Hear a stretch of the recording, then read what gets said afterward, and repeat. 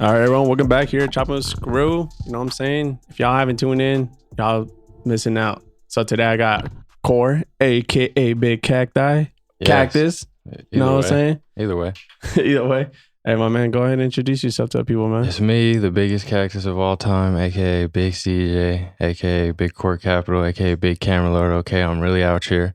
And yeah, I'm sitting in with Screw Valley Joseph for today. Hey, you best believe my bro. So, hell yeah. Hey, man, how you doing today? Today is a good day. Okay, it's been a busy week. Okay, it's been actually it's been a really busy few months actually. So, I actually, not gonna lie, forgot all about this until you texted me this morning. Damn. And I was on my way to Starbucks. I was like, oh shit, fuck it, let's do it. Hell yeah, I'll pull right up. So here I am. Okay. Hey, man, appreciate you taking the time, my bro. Yeah. So, for the people who actually don't know, like, what you do, who you are, like, go ahead and give Okay. I wear a lot of hats right now. Like eventually I'll condense them down. But as of now, freelance videographer for the culture. Okay, that's Big Camera Lord. Okay, and then Big Cactus. Okay, of Valley Club Records. All right, so that's like a little conglomerate, a little side project. Not side project. It's my main project, but it's my baby. I'm growing and stuff. The Valley Clubhouse and stuff, which is a recording studio / little boutique label and stuff and branding agency. Oh man, that's good. And how'd you get into that, bro?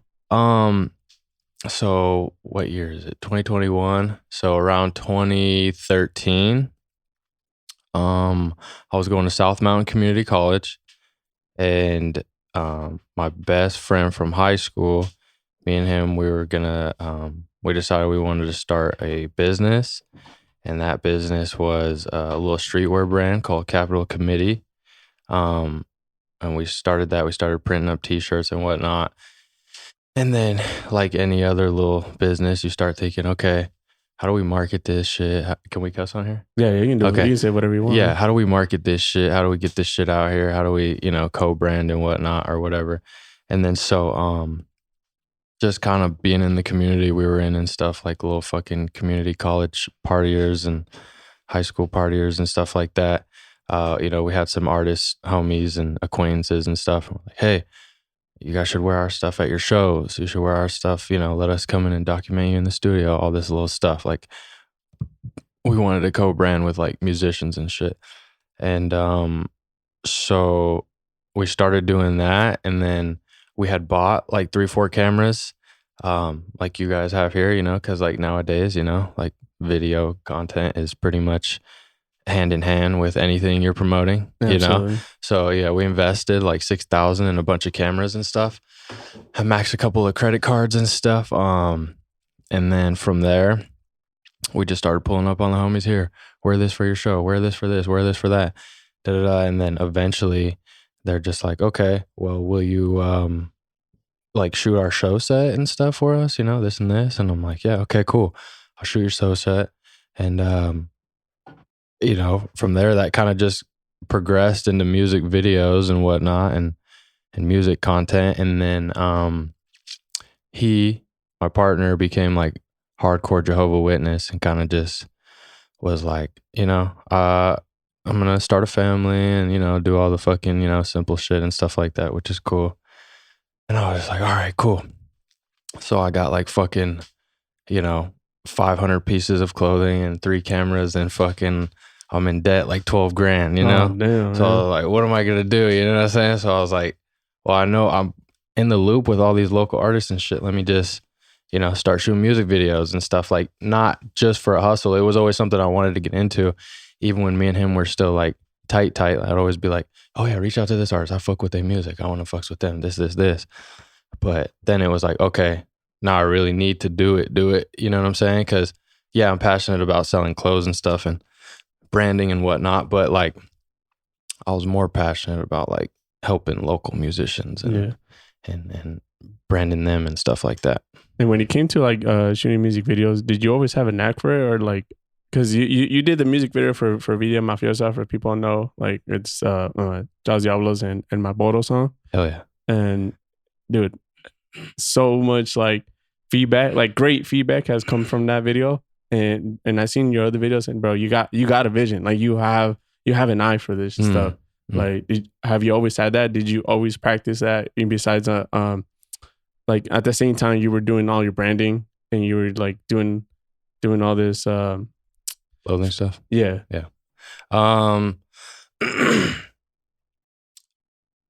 Did I always have an eye for it and stuff? I don't know. We always had like a knack for just content, I guess you could say, more so than an eye for like music visuals and stuff. Like I always had an ear for good music, and then we were good at like making content. Like I came up in Mesa and stuff, so like, it's like not rural, it's weird. It's like a big city, but like with like small town mindset, you know what I'm saying? Yeah. Which is kind of Mesa in a nutshell. So it's like the like white Mormon good old boy homies would always have like cameras and stuff, you know what I mean? And like, oh, let's film this jackass shit, or let's film the prank, or ding dong ditch, or whatever.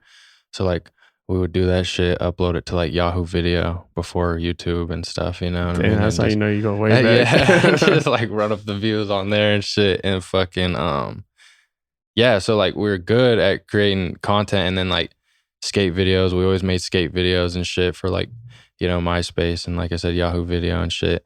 And then yeah, just so that again, and then you couple that with the fact that I've always been a hardcore music head, like, you know what I mean? Like underground shit and stuff like that for forever. As a hardcore like music head, what kind of music do you normally listen to? Well, like what do I listen to? Yeah, because personally for me, we part of like a rap label, like the guys rap and stuff. Yeah. But honestly, when it comes to realization, my favorite type of music is probably jazz. Jazz. Wow, that's cool. I do have some like closet musics that I listen to in the closet for sure.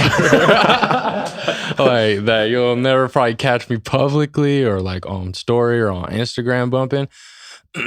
But yeah, I do like this is gonna sound weird. I don't even want to say Let's do it. I don't even want to say I like a lot of shit, but like for real, like I'll get into like deep trance, deep house, EDM. I like emo bands and shit too. You know what I'm saying? Alternative rock. Of course, I fucks with jazz, smooth jazz, contemporary jazz. But of course, the main shit is hip hop, rap, trap music. You know what I'm saying? Underground, hardcore shit like that. Yeah, absolutely. You know what I mean? But speaking about like undercore rap, you also threw in your own show not too long ago. Yeah. We've been throwing shows for quite a while, actually. Oh, really? Yeah. It started with my homeboys Cruising Low of Valley Life. I tag teamed with them, or I linked up with them. They were like one of my first video clients.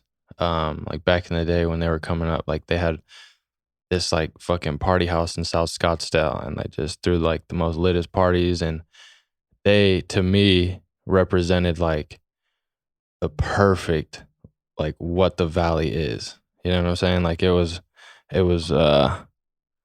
weird. Like just with the music, they had their own sound, their own vibes. Like they were like trendy and hip to culture and stuff like that. And then like so diverse, which I feel like what the Valley is. Like they had white people, black people, Mexican, natives, all in their little clique. And I was just like, hell yeah, these niggas are it for sure. Like this is what the Valley looks like, sounds like, feels like, everything.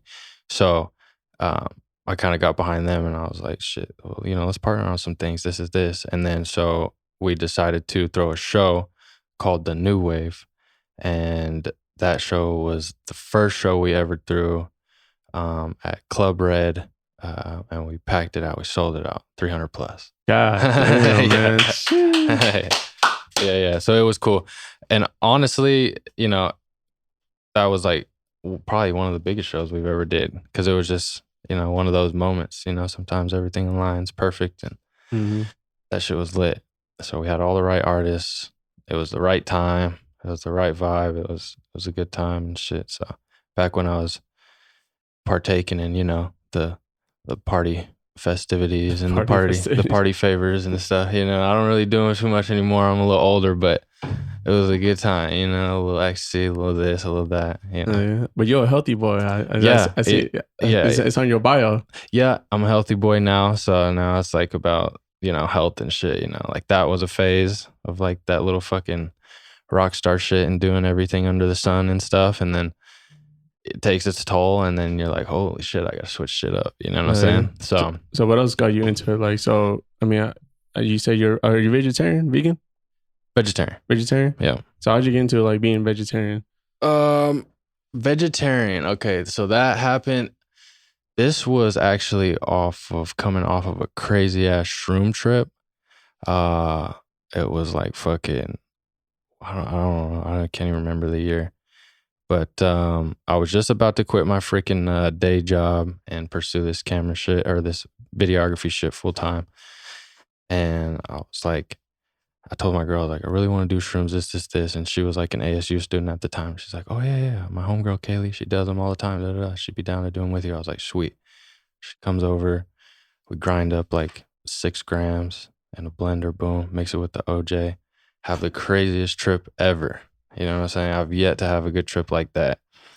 And that just freaking changed the game. Like I woke up the next day, I was like, life's about balance, health, and just fucking, I don't need to like kill life to survive. So I don't need to like eat meat. You feel what I'm saying? Yeah. Like I no longer, like if I in a survival situation or if I lived like in a really rural part of the country or the world or something, you know, where you gotta hunt your meat and shit like that, like cool, whatever, that's fine, you know. But like living in the inner city and stuff and having so many alternatives and stuff like that, I just don't feel the need per se, you know what I'm saying, to kill or to take life senseless. And the way we do it here is just kind of fucked up. It's like not animal slavery, but like it's just weird. Like, you know, we breed things just to like kill them right in front of their people and shit. It's like weird. I don't know. Yeah, it like makes you feel some type of way. Yeah, it was like just like a whole vision I seen on Shrooms. I was like, this is messed up.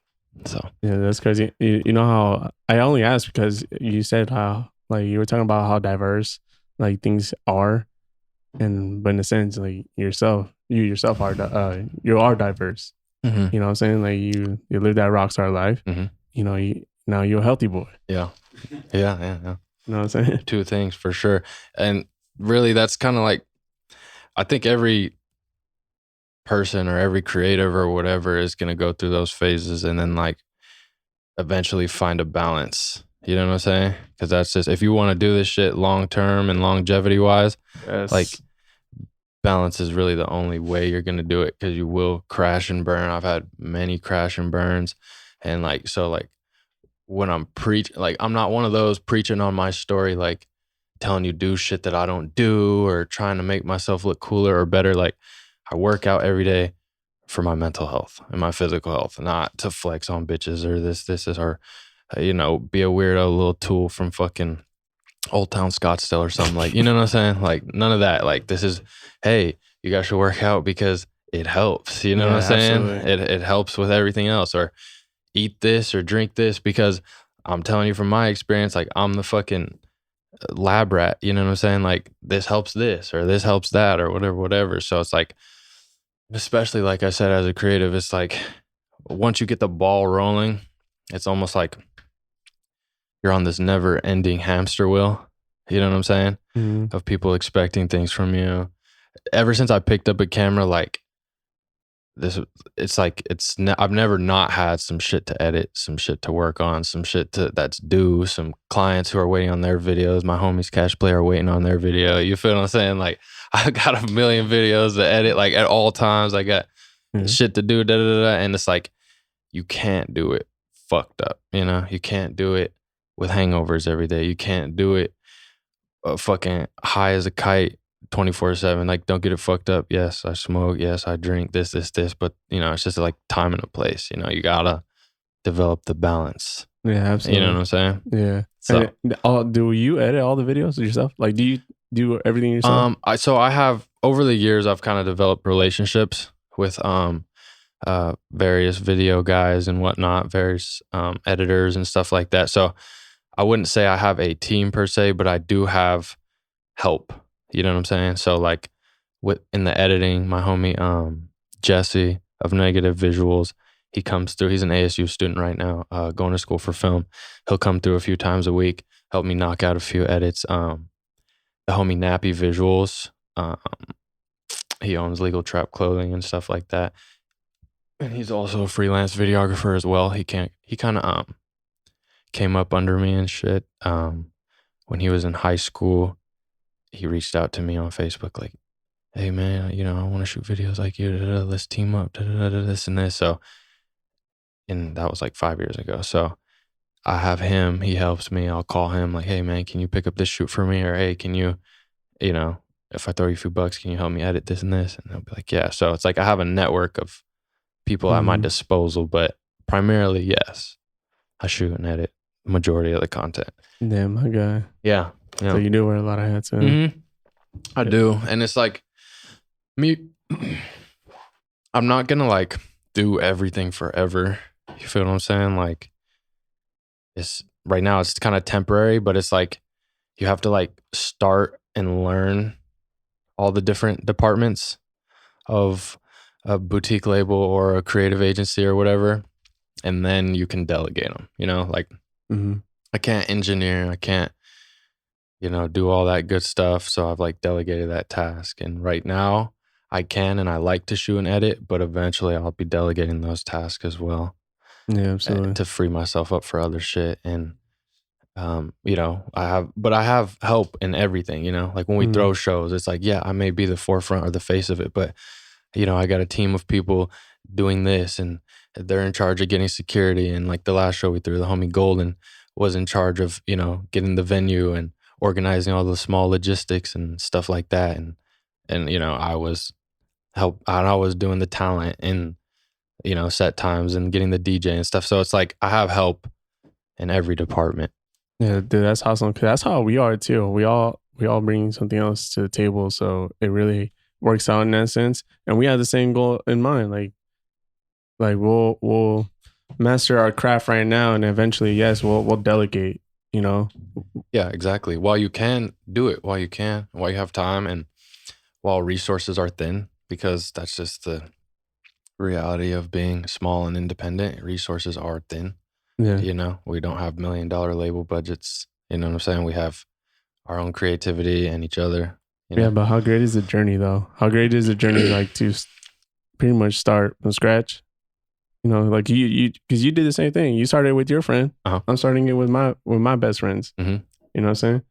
And so yeah, journey wise there's no better feeling for sure than some shit that you grew and you've seen come to fruition and stuff like that. Like, and it's it's just like do what gets your blood boiling. You know what I mean? Like I compare it to like, I don't know, when we drop something and it's doing well and it's being received well or whatever, it's like scoring a touchdown, it's like I look like a coach on the sidelines, like a soccer guy. Yes, like you know what I'm saying, like it's one goal, but you know what I'm saying, the whole team gonna celebrate. So it's like, yeah, I don't know, there's nothing better than seeing shit grow, you know what I mean, organically, especially, like that's another thing, you don't want to ever grow too fast or grow for the wrong reasons. Like we all could, like you guys could go viral tomorrow if you step outside this building and shoot an old lady in the face, like then Cash Plays will be known forever. But is that what you want to be known for? You know what I'm saying? Like no. Like you know what I mean? Definitely no. Don't do that.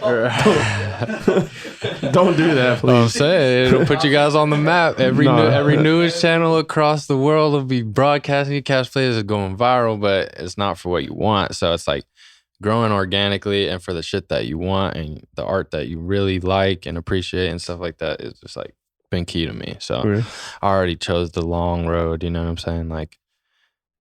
Yeah, you chose the stairs, not the elevator. I chose the stairs, Yeah. It's better exercise. Yeah. That's the healthy boy talking. You know it. So what do you see yourself like in the next, I say instead of 5 years, 3 years? 3-year plan. Okay, let's see. It's like, I don't know, shit could take a couple different turns. But obviously, I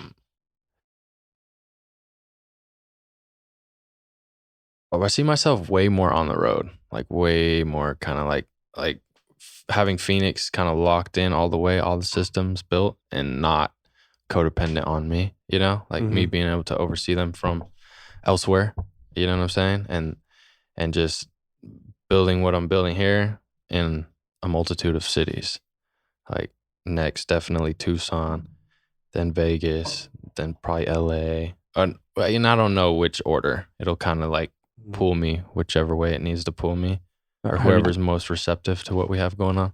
Have you done any shows outside of Phoenix? Yes. Yeah. And when was the last out of town show? The last one was Tucson, but right before that was El Paso, Texas. Oh damn, man! How'd that happen?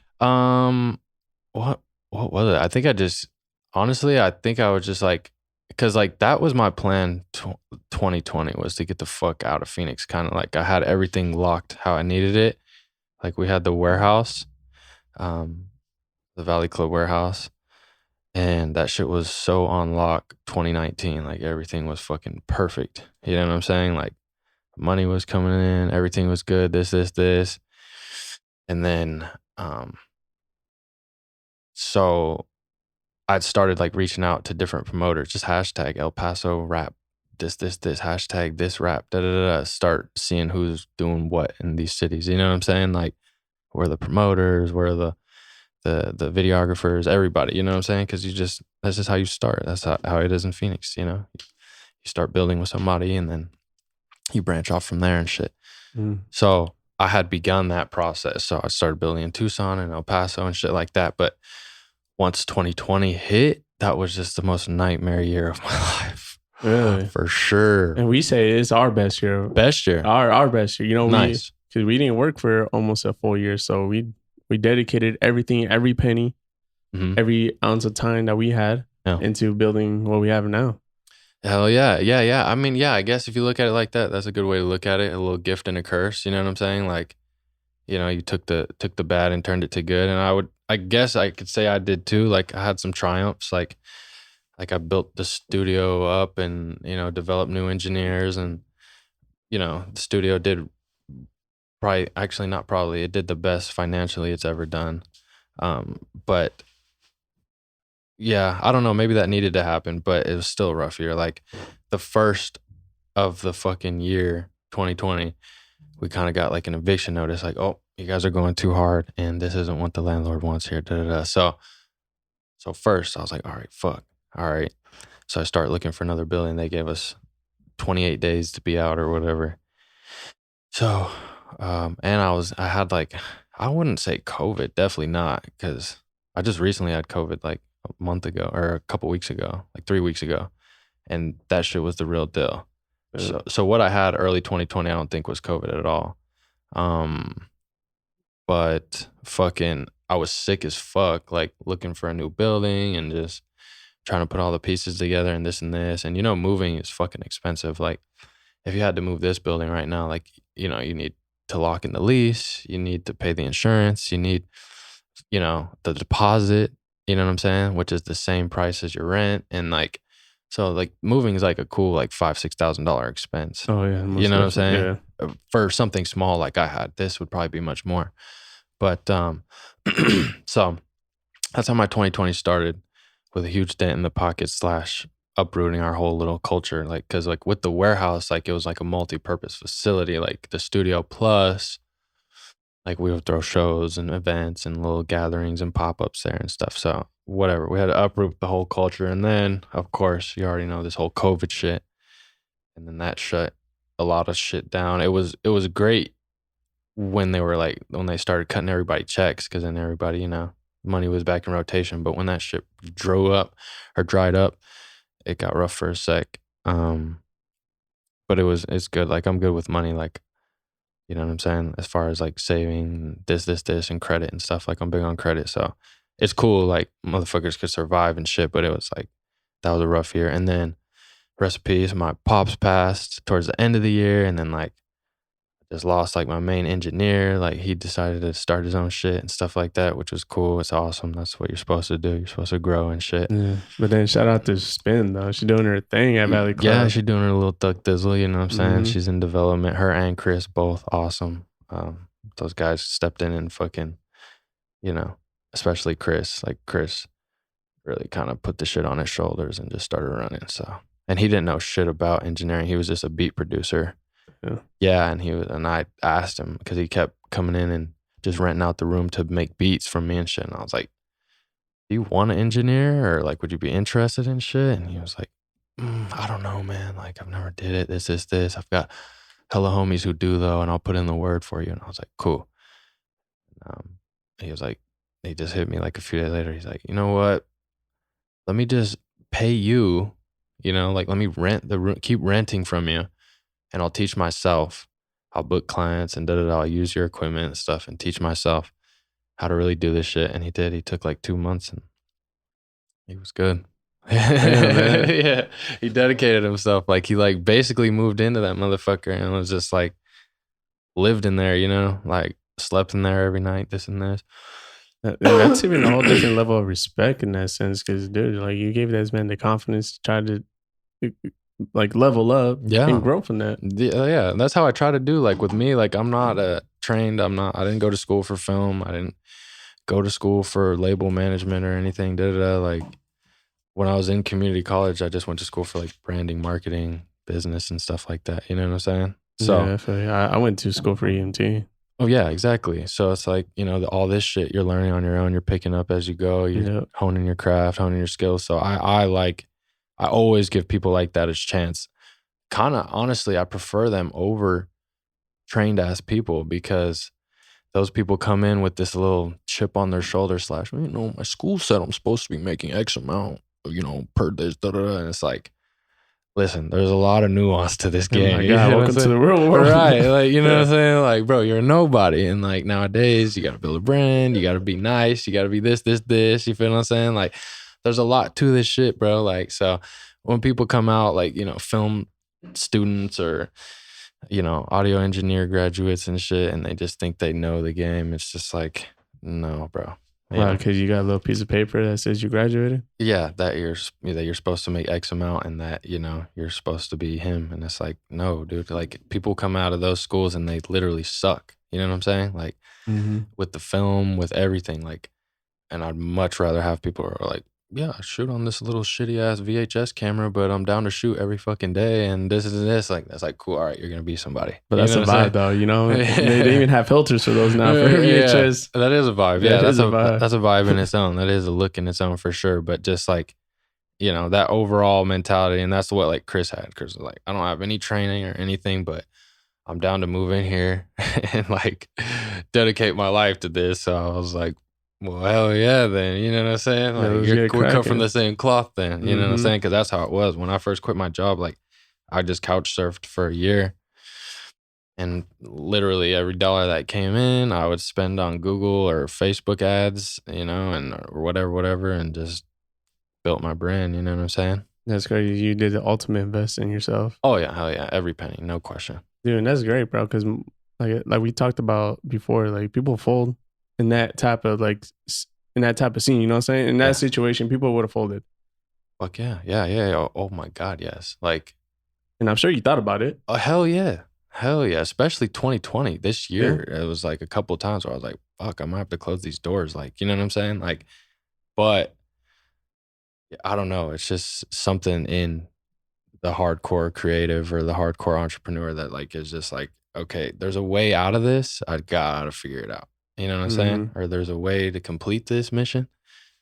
I just gotta fucking figure it out. You're like a scientist in a fucking chem lab or something, you know? Like you gotta find the recipe. Putting shit together. Yeah, your survival depends on it. So you try something for a little while. Okay, this isn't working. Let's X this out and back to the drawing board. Let's try this. And then you just keep fucking trying things until you're satisfied somewhat, or you're seeing some growth that you want to see, or you're headed in the direction that you wanted to head in, you know?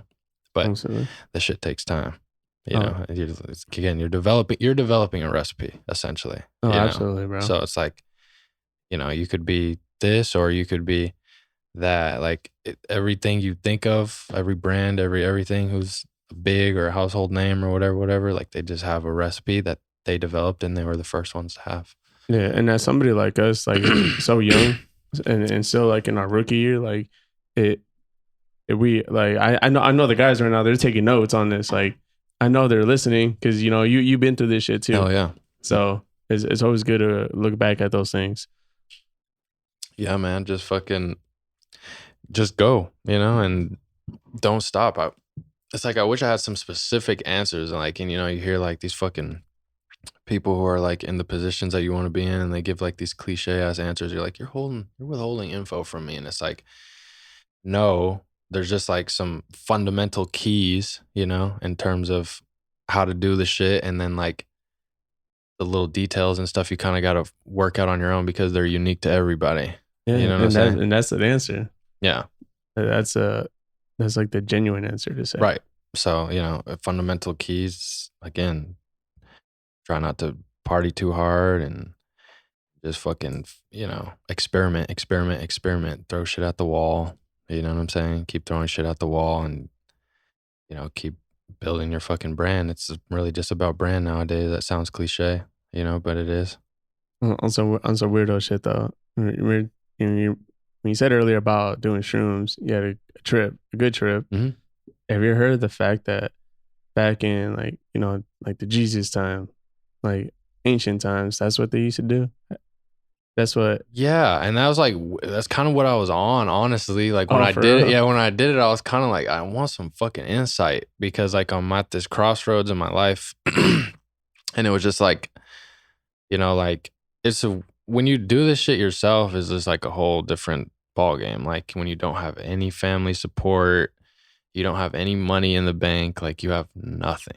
You know what I'm saying? But yourself. You know what I'm saying? Mm-hmm. So it's like a lot of times you're like, fuck, I need some fucking answers. You know what I'm saying? Like, and so back in the day, back at that time, I felt like, you know, if this shit, you know what I'm saying, can teach me or show me anything, like, let me fucking do it.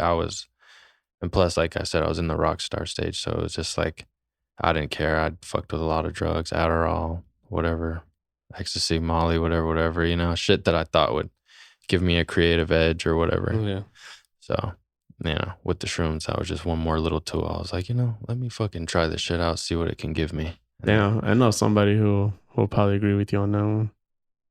Oh yeah, I got some shroom this guy heads. too. I got some shroom heads, some shroom heads in the building. Yeah, hell yeah. So, you know, I partake every now and then. I just don't abuse them. Like last time I did them was Thanksgiving in Flagstaff. I popped a little cap, whatever. Took a little forest walk. It was cool. It was cool. Forest walk. It's that was like more a depressing trip. You know, sometimes you get those. You know what I'm saying?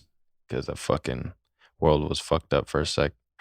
Yeah, I mean, bro, yeah, you went through a lot. Yeah, 2020 was crazy. 2020 was crazy, but it was one for the books. It taught me a lot and shit, you know what I mean? But yeah, it was cool, man. I survived, and that's what's important. You know, I came out the jungle wearing the mink. You know what I'm saying? Eesh. You know what I'm saying? Like, like now I'm back. Jack's back. You feel what I'm saying? So Big Jack. We're good. We're in position. We got everything we need, and I'm back to the original plan. I'm hitting the road a lot more right now. I'm talking to some Texas promoters about some shows and stuff, and we're planning a little Vegas trip here in a sec. Just waiting on all the goodies to come in. I just ordered like hella lighters, hella stickers, hella fucking promo gear and stuff like that, and I'm back on the road like I need to be. Dude, and I can't wait to see it, bro. I can't wait to see it. But right now, I just want to give you the floor. Okay. This is your floor right now. Sure.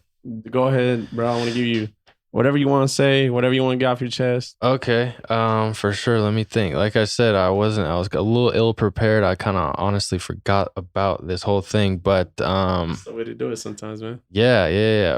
Right now, I would just say, oh yeah, let me plug some shit. So definitely on Instagram, fuck with us on the gram. You feel what I'm saying? At Valley Club Records.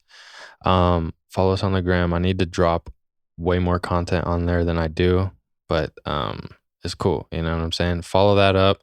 The YouTube channel for sure. Always dropping videos from both the affiliate homies and artists and stuff, and our little in-house artists and whatnot. So and vlogs too. I'm working on doing a lot more vlogs right now. I'm dropping probably like 1 or 2 a month, which I need to up definitely. I want to get to dropping like 1 a week. Oh, we feel you on that one. Right. You know, Yeah. it's like, it's tough because like to edit them, you know, how you want and stuff. It's like people don't realize how much work goes into that shit. You know what I'm saying? Like a lot of fucking work. Like even before I edit, I'll just sit and like just for like a day and just watch nothing but vlogs. So I'm like, oh, okay, cool. That's what these guys are doing. These guys take little ideas from all of them and stuff like that. And then, you know, edit those up and stuff. So more vlogs, more videos, of course. And definitely you can follow Valley Club on Apple Music, on Spotify.